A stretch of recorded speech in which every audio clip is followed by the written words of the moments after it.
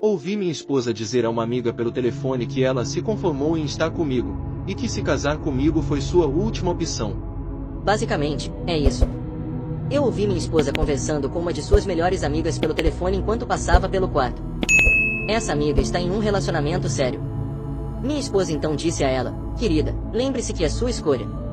Não se contente com qualquer pessoa. Esse foi o erro que cometi. Quem sabe quem mais eu poderia ter tido. Meu marido foi minha última opção, e veja onde isso me fez acabar. Ouvir isso sinceramente partiu meu coração em dois. Será que ela realmente me ama? Por que estou sendo tratado como uma segunda opção? Estou sendo dramático e reagindo exageradamente. Não disse nada sobre isso desde então. Sinceramente, não sei o que fazer, mas ouvi-la dizer isso realmente me deixou chateado. Atualização: acabei de fazer uma das coisas mais difíceis que já tive que fazer. Hoje, após o café da manhã, eu disse a ela que deveríamos sentar e conversar. Ela ficou hesitante, mas eu disse que era importante. Fomos para a sala de estar e ela disse para mim: eu já sei do que se trata.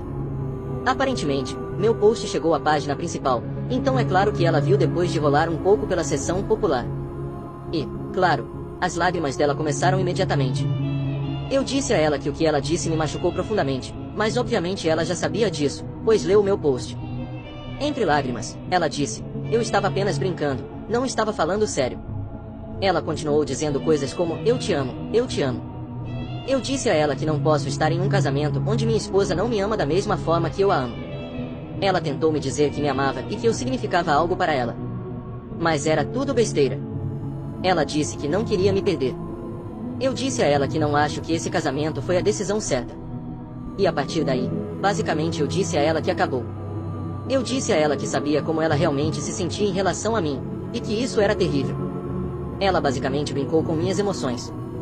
Para aqueles que estão se perguntando, não temos filhos, eu pago completamente pelo apartamento em que moramos e possuo quase tudo que temos, exceto as roupas dela. Eu até pago pelo carro dela. Então, depois de tudo isso, ela terá pouco ou nada. Antes do nosso casamento, concordamos em assinar um acordo pré-nupcial e, naquele momento, nunca fiquei tão feliz com uma decisão que tomei em minha vida. Depois disso, houve alguns segundos de silêncio constrangedor, antes de ela me xingar. Ela começou a gritar comigo, me dizendo: você não pode terminar as coisas assim. Eu disse a ela que eu podia fazer o que quisesse, e foi aí que ela ficou muito hostil. Ela gritou comigo, dizendo: você é o pior relacionamento em que já estive. Você acha que não posso encontrar alguém novamente? Você acha que encontrará alguém tão bom quanto eu?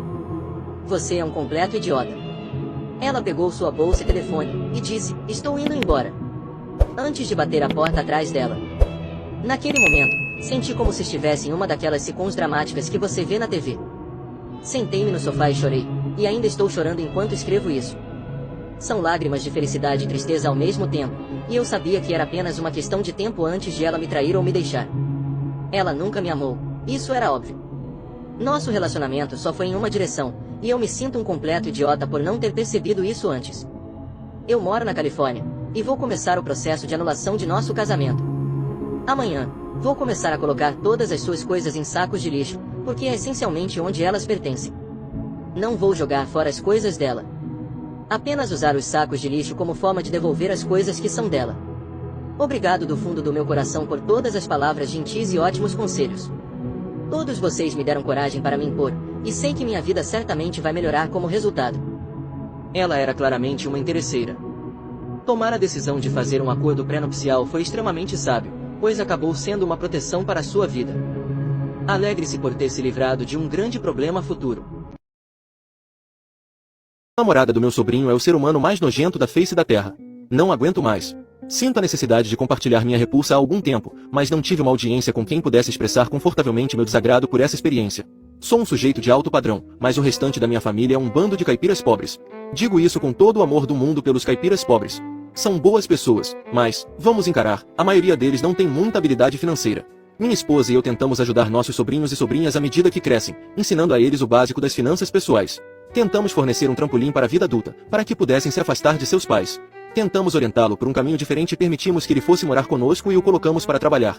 Uma das coisas que tivemos que ensiná-lo desde o início foi a higiene pessoal. Levou cerca de um mês, mas finalmente conseguimos fazê-lo tomar banho regularmente, cuidar de sua aparência, escovar os dentes e todas essas coisas boas. Assim que começou a cuidar da higiene pessoal, as garotas começaram a notá-lo. Na verdade, ele é um rapaz bonito quando não está coberto de sujeira, mas os anos de ser um adolescente sujo de verdade afetaram sua autoestima e o tornaram muito socialmente desajeitado. Aos 20 anos, ele só consegue conversar sobre coisas como Star Wars, quadrinhos da Marvel e Dungeons & Dragons. Ele falhou com algumas garotas legais por causa de sua completa falta de habilidades sociais, mas na quarta tentativa ele se deu bem, pelo menos do jeito que ele via. Ela era bonita o suficiente. Compartilhava sua paixão pelo conhecimento inútil sobre fandom e gostava de fingir que era um gato. Ela também era morbidamente obesa. Meu sobrinho é um rapaz magrinho, então eles faziam um par interessante. Ela começou a passar cada vez mais tempo na minha casa. Foi então que comecei a perceber o cheiro. Eu estava bastante certo de que era porque ela não conseguia se lavar adequadamente, e eu tinha alguma simpatia por isso, mas há limites para o que se pode aguentar. Então, depois de um tempo, tivemos uma conversa com meu sobrinho sobre garantir que ela tomasse banho antes de vir para cá. Foi um pouco embaraçoso, mas necessário. No entanto, as coisas não melhoraram. Sua higiene começou a piorar e ele próprio estava desenvolvendo um cheiro desagradável. Tivemos que ser diretos e dizer a eles que ambos precisavam melhorar na higiene se fossem ficar em nossa casa. Essa conversa pareceu surtir algum efeito e ambos começaram a cheirar um pouco melhor. No entanto, ela ainda tinha um cheiro terrível quando você se aproximava cerca de 1,5 metros dela. Era sinceramente horrível. Minha esposa finalmente me explicou que provavelmente eram problemas de higiene feminina que a faziam cheirar assim. Era a última coisa que eu queria pensar, mas deixei para lá e estava bem com ela estar na casa. Meu sobrinho parecia adorá-la. Costumávamos deixar as janelas abertas com frequência. Quando ela vinha, minha esposa e eu decidimos tirar umas pequenas férias. Deixamos uma lista de coisas para o meu sobrinho cuidar enquanto estivéssemos fora. Pedimos a ele para garantir que cuidasse de si mesmo e limpasse o lugar. À medida que ele criava confusões, ele jurava que estava cuidando disso. Confiamos nele para cuidar de nossa casa e animais enquanto estávamos fora. Uma semana e meia depois, voltamos. Voltamos para o caos. Os animais haviam perdido peso. Louça empilhada. E havia o cheiro. Estava forte. Eu estava extremamente irritado, assim como minha esposa. Chamamos por meu sobrinho, mas nenhuma resposta. Eu conseguia ouvir sua música tocando em seu quarto. Eu bati na porta. Bati novamente e chamei por ele. Abri a porta. Eu não deveria ter aberto aquela porta. Do outro lado, meu sobrinho e a gata gorda estavam se pegando. Ele estava indo com tudo, empurrando-a. Ela usava orelhas de gato e suas pernas estavam se agitando no ar, fora de sincronia com o ritmo. Uma música alta tocava no seu aparelho de som dos anos 1980. A bandeira dela se agitava em ondas. Eu fiquei em choque e horror por um tempo que parecia uma eternidade. Então o cheiro me atingiu de frente, misturado com o fedor do meu sobrinho e os odores do ato sexual. Eu conseguia sentir o gosto. Era uma peste sufocante que consumia meus sentidos. Imediatamente, eu vomitei reflexivamente. Não pude evitar. Corri do quarto, vomitando pelo corredor. Passando pela minha esposa chocada, ela disse que o cheiro só conseguia sentir enquanto evitava meu estômago no vaso sanitário. Uma vez que me acalmei, pedi a ela para pedir a eles que saíssem. Antes desse momento, eu não conseguia imaginar que alguém pudesse cheirar tão mal a ponto de fazer outro ser humano vomitar instantaneamente. Eu não teria acreditado que fosse possível. Eu era tão ingênuo e estava tão errado. O episódio inteiro me deixou furioso. Fiquei exausto pelo leve sentimento de vergonha por ter vomitado e pelo cheiro dela. Também estava com raiva de estar me sentindo envergonhado. A repreensão ao meu sobrinho por causa das condições da casa se transformou em uma conversa sobre como ninguém deveria permitir que sua higiene se deteriorasse a ponto de fazer outras pessoas vomitarem. Ele lidou com isso melhor do que eu esperava e disse que se mudaria com ela depois disso. Tivemos que mandar limpar profissionalmente o quarto dele, a sala de jogos e a sala de estar. Não conseguíamos arejar o suficiente para eliminar o cheiro. Desde então, minha esposa e eu usamos isso como referência para coisas nojentas.